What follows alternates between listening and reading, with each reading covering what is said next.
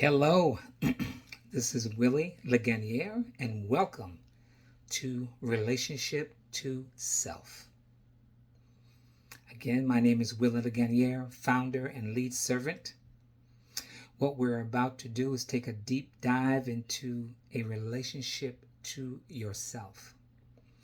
Since men and women have been created into what we recognize as life, we are in hot pursuit to be in a relationship with everybody and everything but ourselves. It's not your fault. We were conditioned to believe that the most important relationship to have is with someone else or something else. And that, my friend, is not true and totally not necessary. However, not being in a relationship with yourself is equally as important as being in relationship with others. Let's face it, if you're in a work environment, you're in a team, you need to be in relationship with the people who make up the team. If you're the leader, you have to relate to those who are looking up to you. And if you're not a leader, you have to relate to others who are looking at the leader. It's that simple. It's important. It's critical to your success. But, however, I said a but and a however, right? If you're not in a true relationship with yourself first, it will hamper everything you try to do. So what I want to do here is I want to point out some distinctions about being in a relationship to self. A lot of times people attribute anybody who has a strong relationship with themselves as being egotistical, arrogant, self-centered. So let's look at the definition of what those words mean. Narcissistic, having an excessive or an erotic interest in oneself and one's physical appearance. That's not what a relationship to self looks like. Selfish, of a person, action, or motive lacking consideration for others, concerned chiefly with one's own personal profit or pleasure. That's not what a relationship to self looks like. Self-love, regards for one's own well-being and happiness, chiefly considered as desirable rather than a narcissistic characteristic. Now that's closer to what a relationship to self is. But how I define relationship with self is, in my view, that's a person who looks after their own well-being and happiness.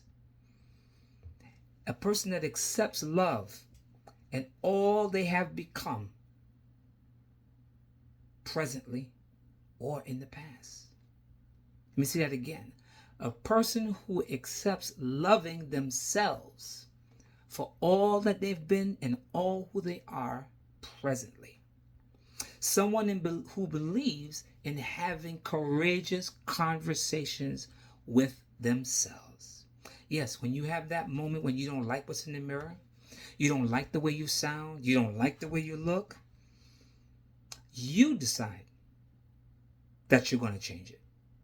You don't bow to the pressures that be, so to speak. With that said, we have been taught and conditioned to believe about a lot of things in this society. Connecting, relating to being selfish and narcissistic. We need another to complete who we are to be happy. Yet the models of success that have been pushed out there for us to consume, to view, to listen to, are out of reach for most people. In fact, we are prone to compare ourselves to that which is not in the same, we are not in the same light with. The truth be told, we are all the same, but yet different. You were not born to be like anybody in this world. You were born to develop and bring your own gift to this planet. You may not reach or touch millions, but if your scope is in your community, your family, your work environment, then you've done more than expected. So you won't be able to tap in the power of yourself without relating and accepting who you are, period, in my view. It took me years of failure, pain, confusion, do-overs, doubt, errors, arrogance, insecurity, and not knowing what I didn't know to come to this state of being and knowing. Everyone, I repeat, everyone wants to be happy no matter what your gender is, your race, experience, or skill. But we lose ourselves and the skill or desire to be who or what we are based on the standards not even set by you.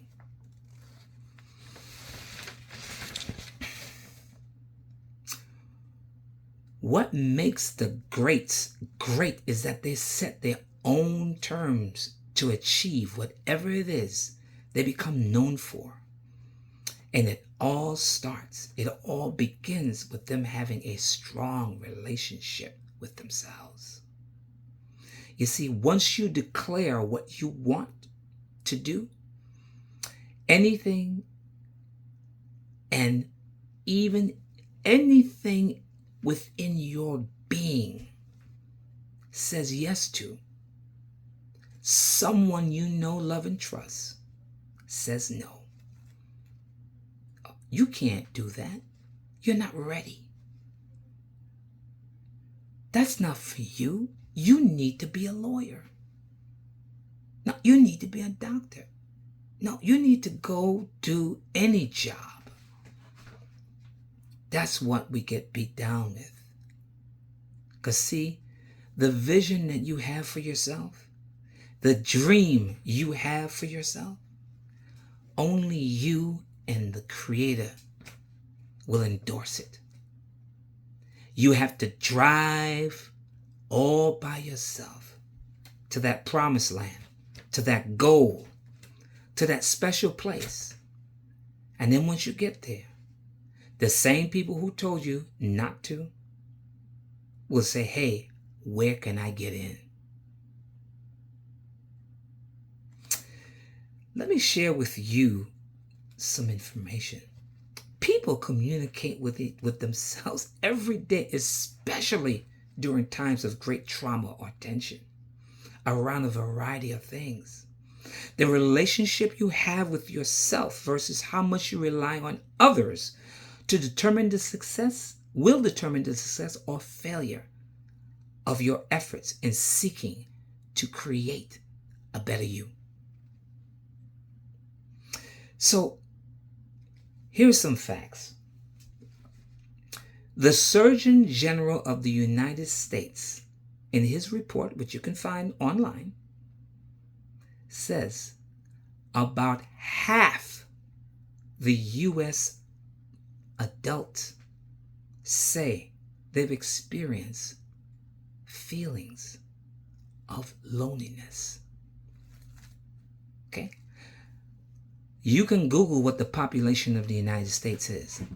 But if half of the population is experiencing loneliness, that's a clear indication that many Americans do not have a relationship to themselves. So with all of the fancy cars, big houses, family, friends, money, because you notice it says Americans, it doesn't say poor people. Okay? I want you to sit with that. With all of that going on, with cable TV that's got over 100 different channels, people are still experiencing loneliness. The research shows that Americans have become less engaged with worship houses, community organizations, and even their own family in recent decades. The number of single households has doubled over the past 60 years. Again, when something is cool, it's cool.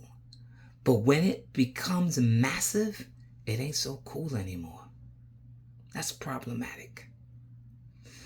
Americans spend about 20 minutes a day in person in 2022, down from 60 minutes daily 2 decades earlier.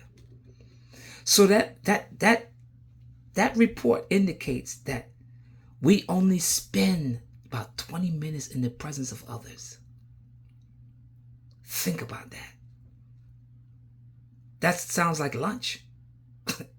Because definitely dinner, you spend more time with people. Well, then again, I don't know. I know I spend a lot of time enjoying dinner, but I don't know. But think about that. 60 minutes was the norm 20 years ago. The loneliness epidemic is hitting young ages between 15 and 24 real hard. That age group recorded a 70% drop with time spent with friends. That's your children, people. Those smartphones, those computers, those games, they're robbing them.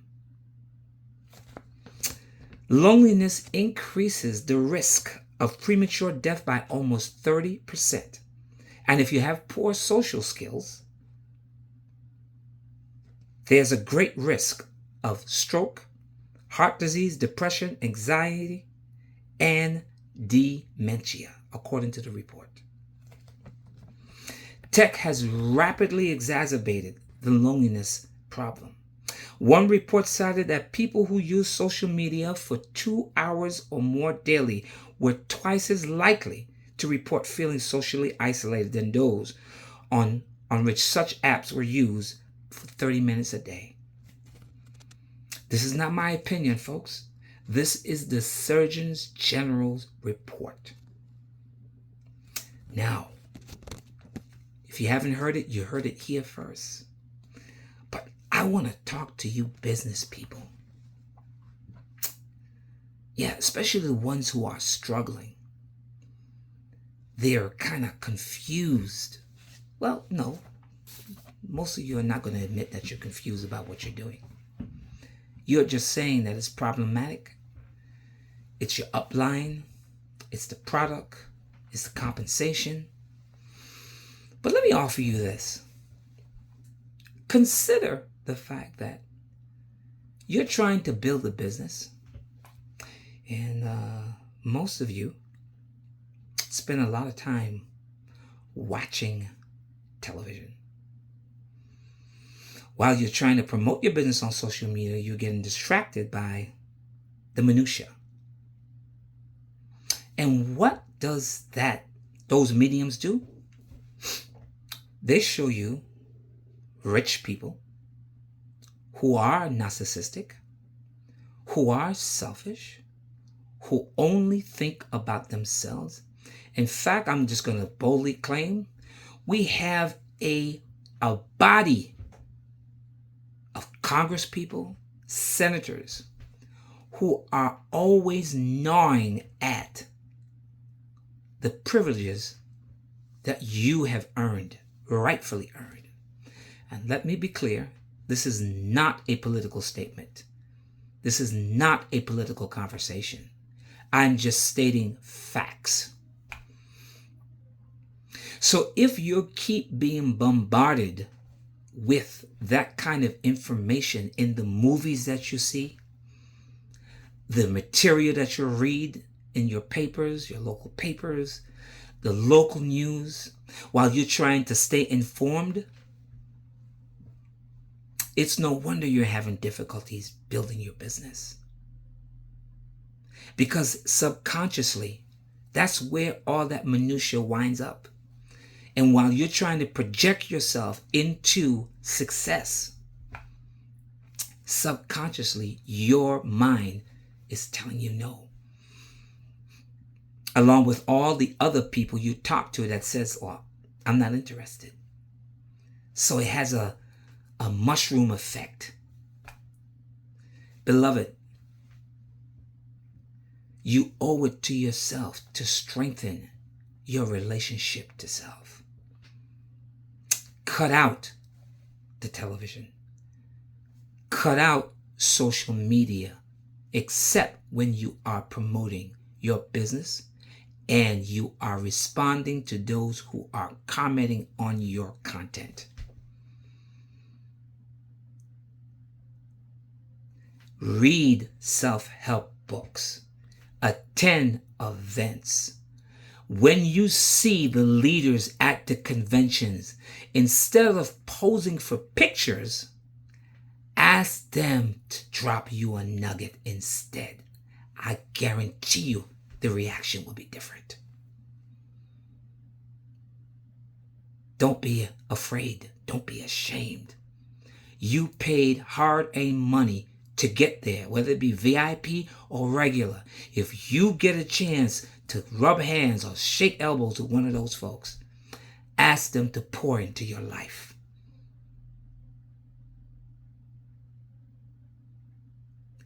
Building a relationship to self is essential for successful business ventures, to be successful in your business. In fact, oftentimes you're climbing and working hard and all of a sudden the rugs get pulled out from underneath you. Somebody sold the company. Somebody did this. People are no longer, and next thing you know, you got to find a new roof. Call it an upgrade. Don't sweat the small stuff. Call it an upgrade. Every time you shift, I'm not talking about, shiny object syndrome here. There's a big difference.